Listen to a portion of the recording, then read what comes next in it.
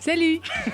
Les aventures de Saturday épisode 17. Aujourd'hui, créatures chimériques, crise bancaire, miracle et femme des années 80. Nous allons donc parler de la séquence extérieure ville. Alors il y avait un putain de challenge sur la journée, c'est-à-dire qu'on devait filmer Parano, la pyramide, à la fin de la journée. On savait absolument pas comment on allait la rapatrier de Rebec, 45 minutes de là. Elle rentrait pas dans la camionnette des KO et je n'avais absolument aucun autre véhicule pour la ramener, ni aucun autre chauffeur. Et malgré tout, je décide de quand même lancer la journée. On n'avait pas l'autorisation de tourner, donc est-ce qu'on allait être emmerdé par les bagnoles? Est-ce qu'on allait être emmerdé par les passants? Est-ce qu'on allait être emmerdé par les flics? Et en plus de ça, le temps se couvrait. Mais comme je me sentais pousser des ailes portées par le destin et toute la chance qu'on avait, je décide de quand même lancer la journée de tournage en disant à tout le monde, vous allez voir, ça va le faire. Ça va le faire. Au moment où Sem lance le moteur de la caméra, il y a un rayon de lumière qui passe entre deux buildings et qui se réverbère sur tous les buildings et toute la rue est éclairée d'une magnifique lumière.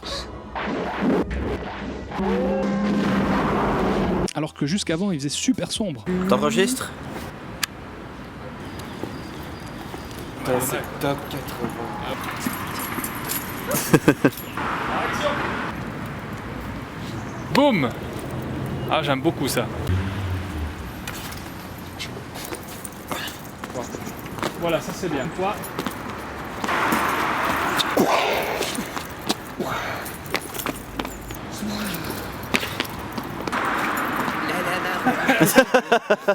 Magnifique. Action! Let's go. Let's go.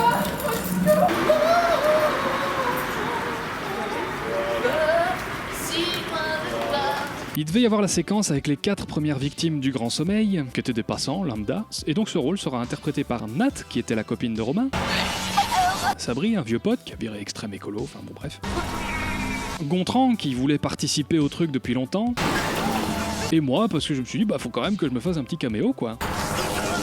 Action, Nat.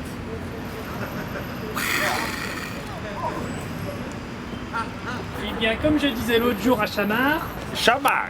Oui, Chamard. C'est la crise bancaire, c'est... On accuse toujours les traders, mais j'aurais bien aimé voir les... Moi je crois que La basse classe à notre place. d'ici une vingtaine d'années, la Grèce va subir la conséquence un peu de son entrée dans l'Europe toute fraîche. De toute façon, depuis les temps antiques, on est connu. Ils n'ont plus rien fait de bon, hein. Tous des... Tous des Grecs. Ce que je disais Tous l'autre des jour, Grecs. Ouais, non mais ouais. Ça va? Au revoir monsieur, Tu au revoir, verras, monsieur, au tu revoir. verras, tu verras, tu verras, tu verras, tu verras, tu verras, On y va? tu verras. On y va, tu verras. On y va. Tu verras pour La les Grecs, limousine tu est là, verras. la limousine est Tu là. verras, Sam, tu verras. Allez, allez, hop.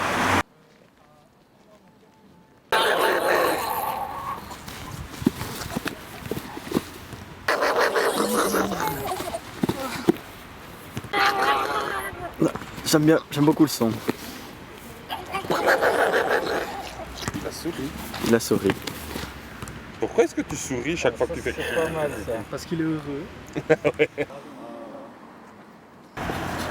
Petite chanson dessus.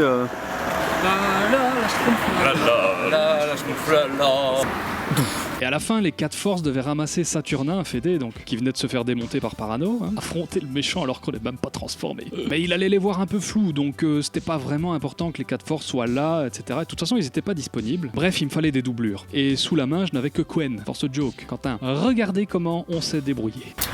La véritable identité de Force Dance.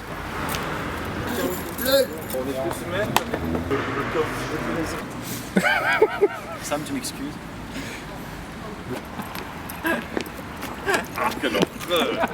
C'est vraiment bizarre. Juste, la jambière. Eh petit gars, ça va? Et pour cette histoire de pyramide qui était à Rebec, en cours de journée, Fred, Fred, prête à Axel. Vous savez, Axel, c'est le gars qui a la molette dans la séquence extérieure boîte de nuit. Il lui prête sa camionnette qui avait pas de frein. Je crois que je lui ai dit, oui, mais le destin, t'inquiète. Pour faire l'aller-retour Rebec, avec la pyramide sur le toit, emballée dans une bâche, ce qui était un pari fou et complètement irresponsable. C'était vraiment débile. C'était dangereux, débile, con. Mais moi j'étais en mode le destin. Pyramide. Moi je pensais qu'elle serait visible, tu vois, qu'il n'y aurait pas une bâche, il aurait été vraiment... Ouais, ce serait génial. Il aurait été en convoi derrière, tu vois, pour suivre la pyramide et voir où est-ce qu'elle va. Du graphisme ou un truc pareil. Pyramide. Ouais.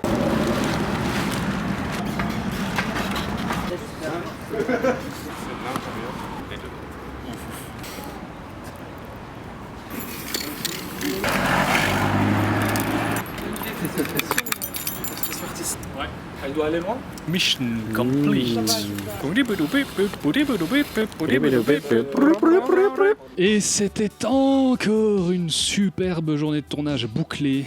Les images dans la boîte, un soulagement de plus. D'ailleurs, je me rappelle que avant le tournage, je me disais « Oh, vivement que les images soient faites, comme ça je serai tranquille. » Quand les images ont été faites, je me disais « Oh, vivement que la post-prod soit faite, comme ça je serai tranquille. » Et quand la post-prod a été faite, je me disais « Oh, vivement que ce soit diffusé à la Japan Expo, comme ça je serai tranquille. » Et quand ça a été diffusé, je me disais « Oh, vivement que... » Bref, prochaine étape, une journée de tournage où, croyez-le ou pas, j'étais le seul de toute l'équipe à savoir très exactement ce qu'on était en train de faire. Personne ne comprenait ce que j'étais en train de foutre. Je leur demandais de faire des trucs, ils ne pigeaient rien à ce qu'ils étaient en train de faire. Je veux dire que là, c'est une démonstration de confiance poussée à son maximum. Inutile de vous le dire, ce sera pour l'épisode 18.